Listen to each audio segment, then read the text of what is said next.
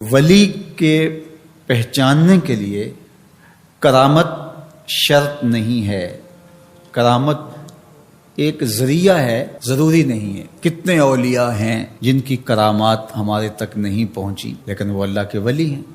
سب سے بڑے ولی اس امت کے صحابہ تھے، ان میں سے کتنے کی کرامات ہمارے پاس پہنچی ہیں لیکن ہم انہیں اللہ کا ولی مانتے ہیں۔ تو یہ کوئی شرط نہیں ہے، شرط ایمان اور تقوی ہے، اور باقی احادیث میں مختلف ان کی علامتیں بتائی گئی ہیں۔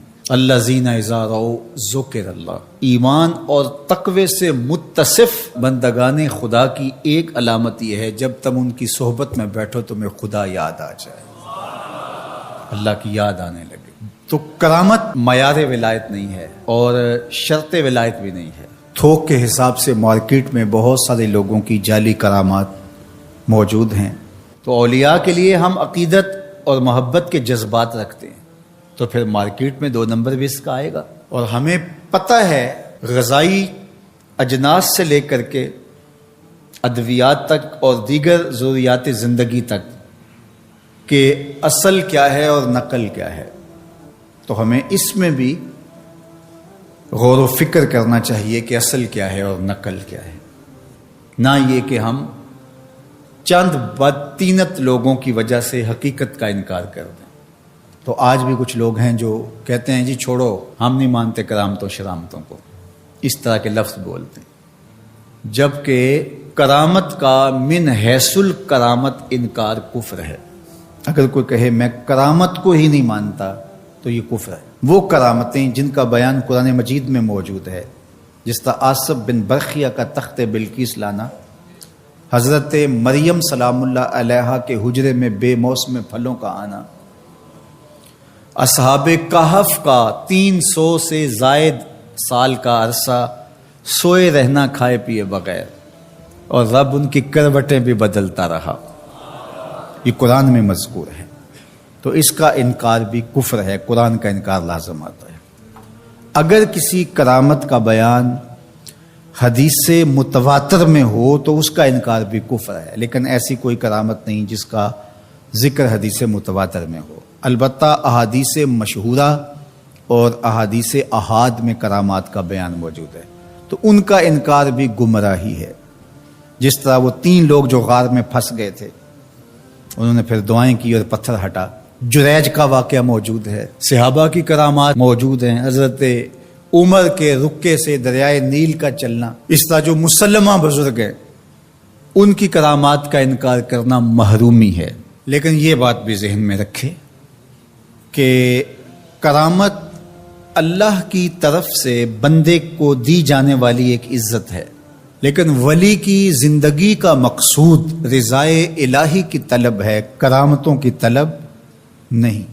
لیکن عمومی طور پہ ہمارے اسٹیجوں کے اوپر اولیاء کے حوالے سے جو بات کی جاتی ہے، بس آپ سننے کے لیے بیٹھے ہیں اور خطیب صاحب نے کان پہ ہاتھ دھرا اور 2-4 کرامتیں سنائی اور چلے گئے، معیار بتایا ہی نہ، جس کے نتیجے کے اندر بہت سارے عوام اس سے غافل ہوتے ہیں۔ میں اللہ کا شکر ادا کرتا ہوں کہ ہم نے ہمیشہ اس بات کا التزام کیا ہے کہ لوگوں کے سامنے پوری تصویر رکھیں، کیونکہ مجھے اس بات کا احساس ہے کہ آپ لوگ کتنی محنت کر کے کہاں کہاں سے چل کے آتے ہیں۔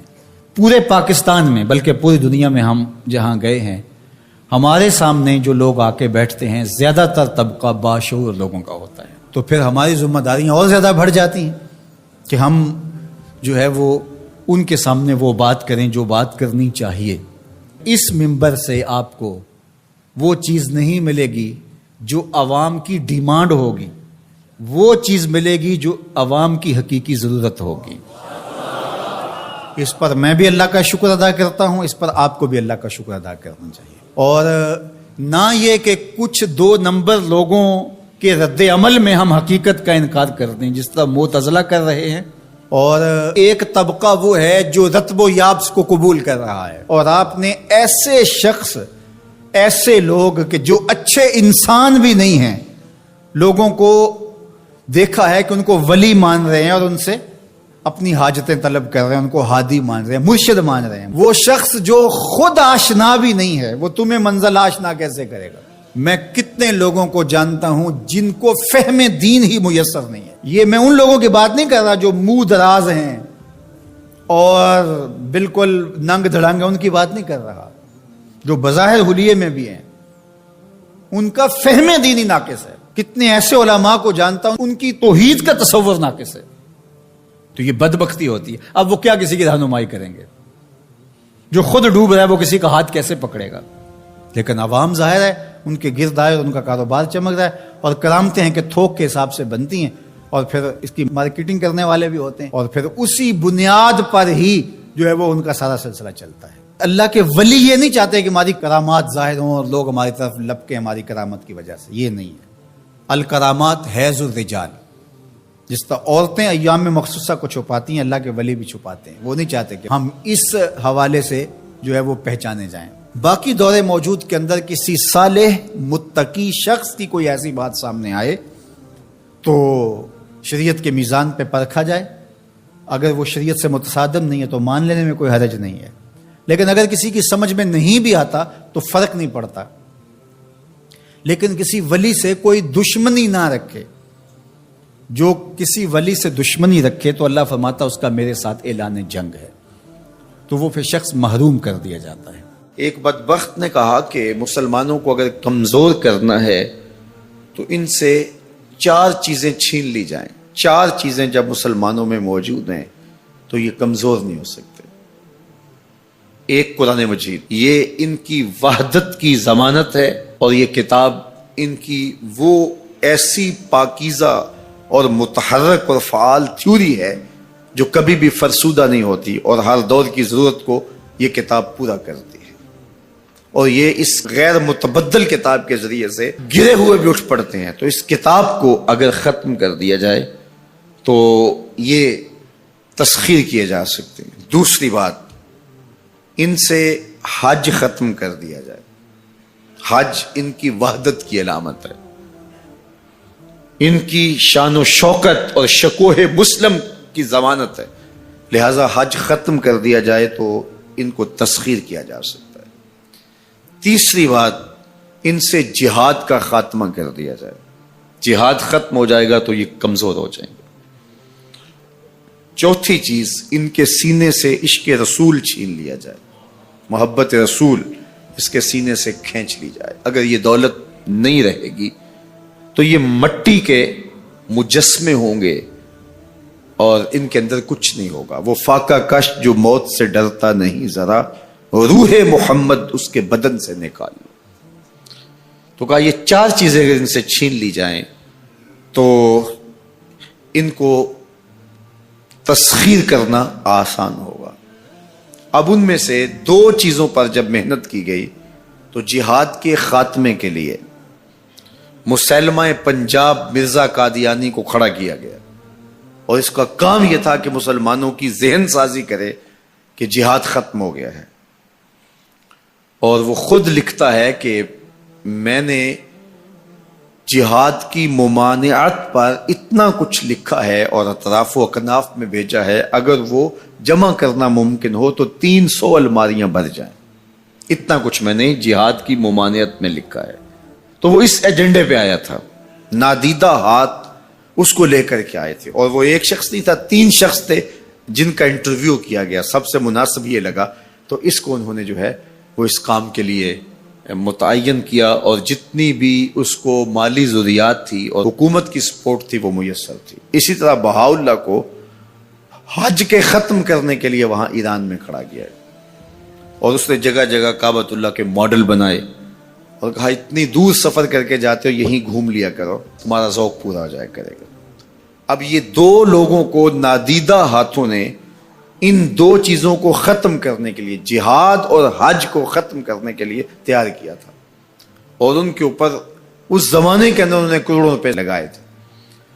اب جب وہ مر بھی گئے ہیں تو ان کے متبعین کو وہ اسی طرح سپورٹ کر رہے ہیں، اس لیے ان کے متبعین جو ہیں وہ موجود ہیں. باقی جس نے بھی ادعائے نبوت کیا پاگل پن کی وجہ سے، یا جو ہے وہ اس کے اندر کوئی صلاحیت تھی تو وہ تکبر میں آ گیا، تو اس پاگل پن کی وجہ سے اس نے اعلان کیا، جب وہ گیا تو سلسلہ ختم ہو گیا.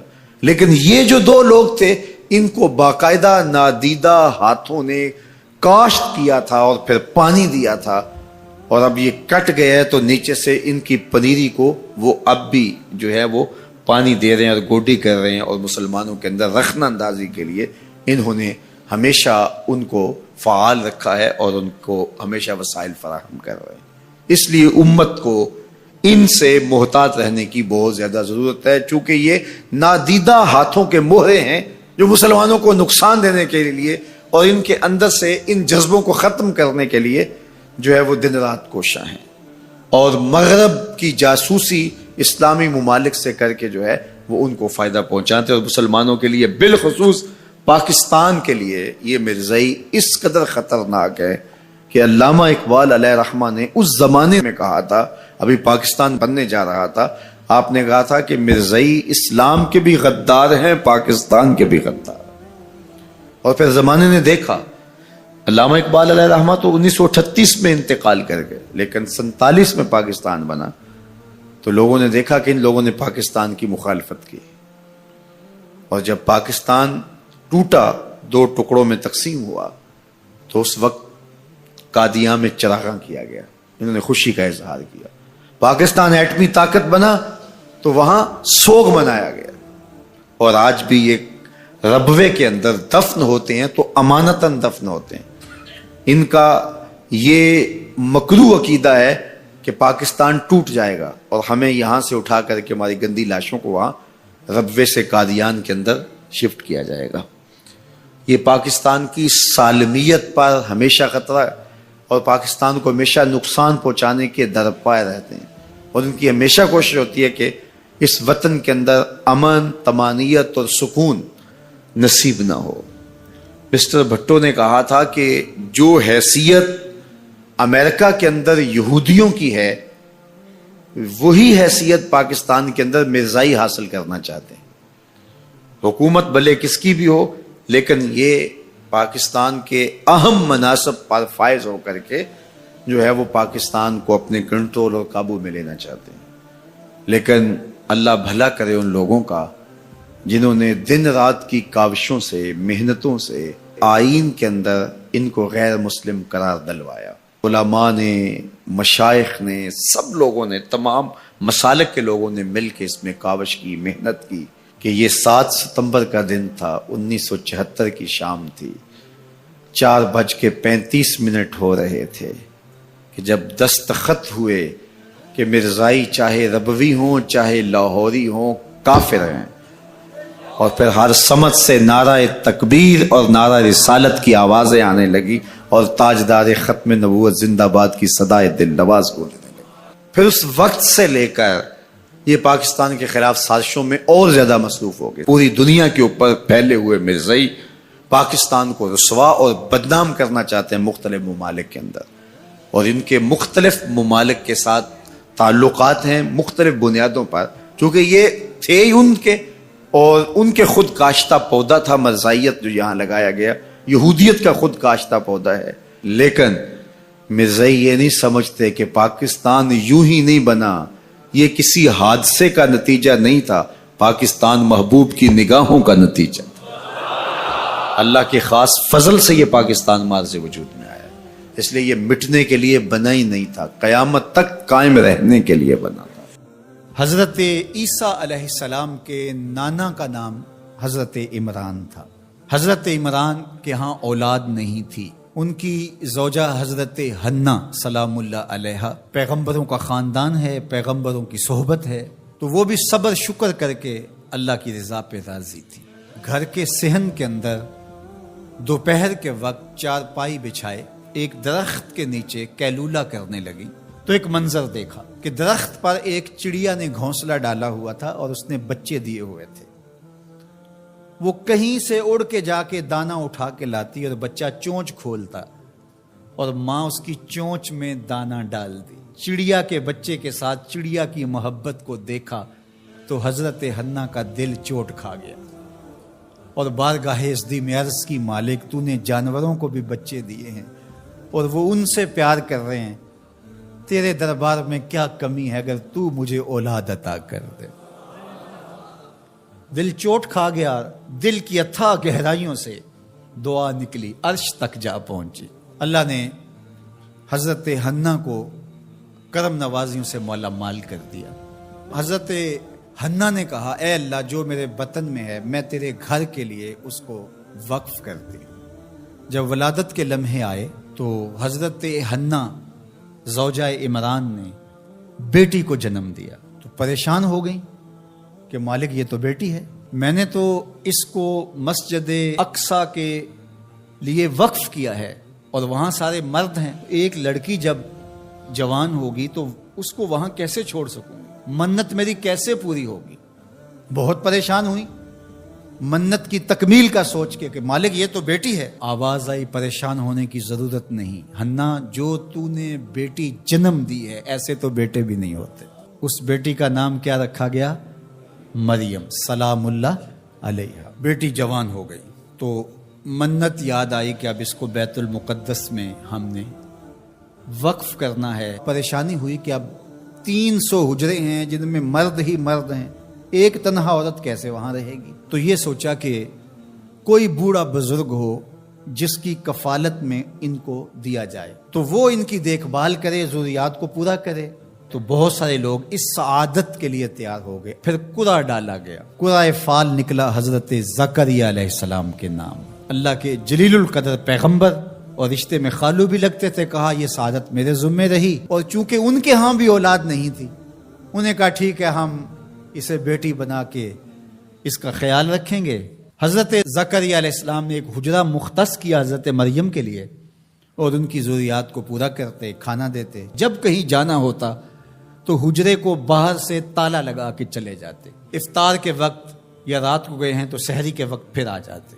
ایک دن حضرت زکریا علیہ السلام تالا لگا کے کہیں گئے کام، واپس آتے ہوئے دیر ہو گئی اور افطار کے لمحے گزر گئے، بہت پریشان ہوئے تو خیر سامان لے کے تیزی سے پہنچے اور آ کے دروازہ کھولا، وجد عندہا رزقا، تو دیکھا بے موسم پھل پڑے ہوئے ہیں۔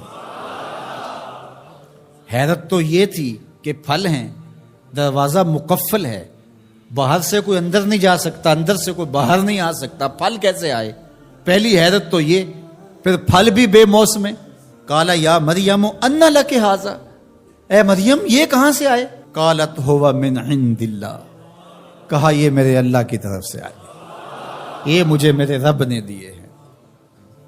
ان اللہ یرزق من یشاء بغیر حساب، وہ جس کو چاہتا ہے بغیر حساب کے عطا کرتا ہے، اس کے لیے کوئی مشکل نہیں ہے۔ جو ماں کے پیٹ میں بچے کو رزق دیتا ہے، انڈے میں چوزے کو رزق دیتا ہے، وہ حجرہ مریم میں مریم کو رزق نہیں دے سکتا؟ اب حضرت زکریا علیہ السلام کا ذکر آپ نے سنا کہ ان کے ہاں اولاد نہیں تھی، اور عمر کتنی ہو گئی تھی؟ 120 سال، اور آپ کی زوجہ کی عمر 100 سال ہوگی، تو اب تو امید بھی ختم ہو گئی اولاد کی۔ لیکن جب بے موسم پھل دیکھے نا تو اندر چھپی ہوئی امید کی موہوم سی جو چنگاری تھی وہ بھڑک اٹھی، اور حضرت زکریا نے ہاتھ پھیلا لیے، ہنالک دعا زکریا رب، مالک جب تو مریم کو بے موسم پھل دے سکتا ہے، میرے شجر عمر پر اولاد کے آنے کا موسم بیت گیا ہے، لیکن مالک کیا تو مجھے بے موسمی اولاد نہیں دے سکتا؟ حضرت زکریا وہیں کھڑے ہو کے دعا مانگنے لگے۔ معلوم ہوا جہاں رحمتیں اترتی دکھائی دیں وہاں دعا مانگی جاتی۔ ہم جب اللہ والوں کی قربت میں جا کے اللہ سے دعا مانگتے ہیں تو کچھ لوگ معترض ہوتے ہیں کہ اللہ تو ہر جگہ موجود ہے، یہاں کیوں مانگ رہے ہو؟ مسجد اقصی پاس ہے لیکن حجرہ مریم میں اللہ کا پیغمبر دعا مانگ رہا ہے، وہاں رحمت آنکھوں سے اترتے ہوئے دیکھی۔ ان رحمت اللہ قریب من المحسنین، اللہ قرآن میں فرماتا ہے میری رحمت محسنین نیکوکاروں کے نیڑے ہوتی ہے، اس لیے ہم اللہ والوں کے قریب جا کے اللہ سے مانگتے ہیں، مالک تیری رحمتیں یہاں برس رہی۔ ہنالک دعا زکریا ربا، وہیں کھڑے ہو کے دعا مانگنا شروع کر دی، اللہ مجھے ستھری اولاد عطا کر دے۔ پھر کیا ہوا کہ کہا گیا یہاں دعا کیوں مانگ رہے ہو؟ میرے گھر میں آؤ. کہا گیا نبی ہو کے ولیہ کے حجرے میں دعا مانگ رہے ہو, تمہیں کچھ نہیں دیا جائے گا. نہیں, سنو قرآن سنو. فنادتہ الملائکہ, فرشتے آ کے پکار کرنے لگے. کب؟ وَهُوَ قَائِمٌ يُصَلِّي فِي الْمِحْرَابِ, وہ حجرے میں کھڑے ابھی دعائیں مانگ ہی رہے تھے. فرشتوں نے آ کے ندا دی. کیا؟ ان اللہ یبشرک بیحییٰ, اے زکریا تمہیں مبارک ہو, ہم تمہیں یحییٰ عطا فرمائیں گے.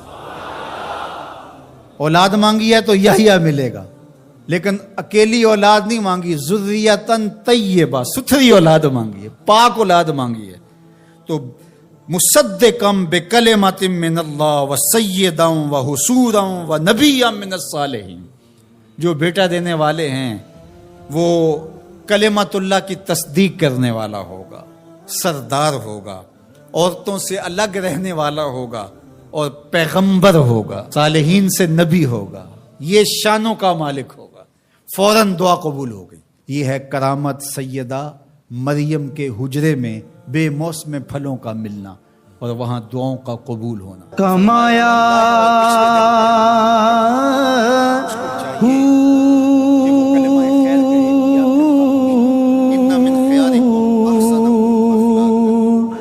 نام بھج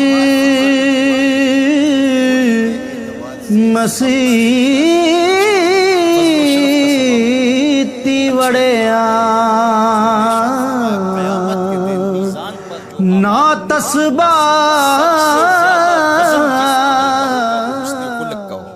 اور اللہ تعالیٰ جل شانہ جو ہے وہ دشمنی رکھتا ہے فحش گو سے اور بیہودہ گو سے. اللہ اکبر. فرمایا کہ اہل ایمان میں کامل ترین مومن وہ ہے جو حسن اخلاق کا پیکر ہے. تو میں آپ سے یہ کہوں گا کہ اپنی زبان کو, اپنے خیالات کو, اپنی سوچوں کو ہمیشہ پاکیزہ رکھنے کی کوشش کریں. ظاہر ہے اس زندگی میں رہتے ہوئے سارے لوگ آپ سے متفق نہیں ہوں گے. ہر شخص کا آج کے دور میں اپنا اپنا فہم دین ہے, اپنی اپنی تربیت ہے ہر شخص کی, اس کا ایک بیک گراؤنڈ ہے جس میں وہ پلا بڑھا اور جوان ہوا ہے. اور بہت سارے لوگوں کا مزاج دین پر غالب آ جاتا ہے, تو تباہی کی وجہ سے, بیک گراؤنڈ کی وجہ سے کچھ معروضی حالات ہوتے ہیں. کچھ بعض کا لوگ بیچارے گھریلو ٹینشنوں کا, پریشانی کا شکار ہوتے ہیں. بہت ساری وجوہات ہوتی ہیں, تو پھر وہ آپ سے متفق نہیں ہوتے ہیں. تو اس کا مطلب یہ نہیں ہے کہ جو اس کا رویہ اور لہجہ ہے آپ وہ رویہ اور لہجہ اختیار کرنا شروع کر دیں. قطعاً نہیں کریں گے. آپ اپنے لہجے کو اسی طرح مزین رکھیں جس طرح حضور کے خلق کریمانہ کی ادا ہوتی ہے. کبھی بھی اپنی زبان کو بگڑنے نہ دیں. گالی گلوچ اور سب و شتم یہ تو کبھی سوچنا بھی نہ, رد عمل کے طور پر یا عمل کی صورت کے اندر. عمل کی صورت میں تو بہت برا ہے, لیکن رد عمل کی صورت کے اندر بھی اس کی اجازت نہیں ہونی چاہیے کہ کوئی شخص آپ کے لیے کوئی ایسا لفظ استعمال کر رہا ہے تو آپ اس کے مقابلے کے اندر اس طرح کی زبان اختیار کرنے لگ جائیں. یہ آپ کا دین, آپ کے اخلاقیات, آپ کی تربیت اس کی اجازت نہیں دیتی. کسی کی تربیت اگر اجازت دیتی ہو تو ظاہر ہے اس پر تو ہمارا زور نہیں ہے, لیکن آپ کی تربیت, آپ کا جو فہم دین ہے وہ اس کی اجازت نہیں دیتا کہ آپ اپنے رویوں کو, اپنے طرز زندگی کو اس طرح سا لچر اور بازاری بنا لیں, اور آپ کے منہ سے, آپ کے لفظوں سے, آپ کے رویے سے بدبو نکلتی ہو اور آپ نفرت کے سوداگر بن جائیں. سوء ظن, بدگمانی اور نافہمی کی آگ میں جلتے رہیں اور ہر وقت حسد, بغض, کینے اور نفرتوں کے سوداگر رہیں. تو میں اپنے محبین سے, مخلصین سے, محبت کرنے والوں سے یہ بات کہوں گا کہ آپ اپنا دہن نہ بگڑنے دیجیے, اپنی زبان نہ بگڑنے دیجیے, اپنے لہجے کو کبھی بدبودار نہ ہونے دیجیے, امت کے اندر تفریق کی بدکاری زندگی بھر نہ کرنا. اگر کوئی شخص میرے طریقہ کار سے متفق نہیں ہے, جو میں طرز تبلیغ رکھتا ہوں, جو انداز تربیت رکھتا ہوں, بہت سارے لوگ اس سے متفق نہیں ہیں, تو آج تک میرا یہ زور نہیں رہا کہ لوگ اسی طریق پہ آئیں سارا زمانہ جس طریق پہ میں ہوں. تو کسی کو بھی یہ کوئی اختیار حاصل نہیں ہے کہ جو طریق اس نے وضع کیا ہے معروضی حالات کے تحت، جو وہ سمجھتے اپنے فہم کے مطابق کہ اس طرح دین کا کام ہونا چاہیے، تو وہ مجھے اس بات پہ مجبور کرے کہ آپ بھی اس طریق پہ آئیں. جو میں انداز تبلیغ رکھتا ہوں، جو مؤثر بھی ہوا، نفع بخش بھی ہوا، نیچے سے لے کر اوپر تک کتنے طبقات کے اندر کیسے اثرات پیدا ہوئے، لیکن اس کے باوجود آج تک میں کسی کو نہ مجبور کرتا ہوں اور نہ میں جو ہے وہ کوئی اگر میرے طریق سے ہٹ کے چلتا ہے، حتیٰ کہ اگر کوئی شخص میرا انکار کر دیتا ہے، مجھے گالیاں بھی دے دیتا ہے، مجھے برا بلا بھی کہتا ہے، اس کے باوجود وہ کافر نہیں ہوتا، اس لیے کہ میرا انکار کفر نہیں ہے، پیغمبر کا انکار کفر ہے. بات سمجھ آ رہی نا بات کی؟ تو اس لیے ہم بندے اور امتی بن کے رہنا ہے، اسی میں بلائی ہے. کہ اے تن رب دا سچا حجرا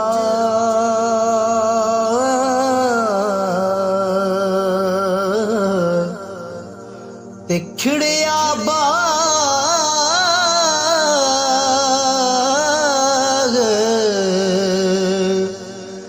بہاراں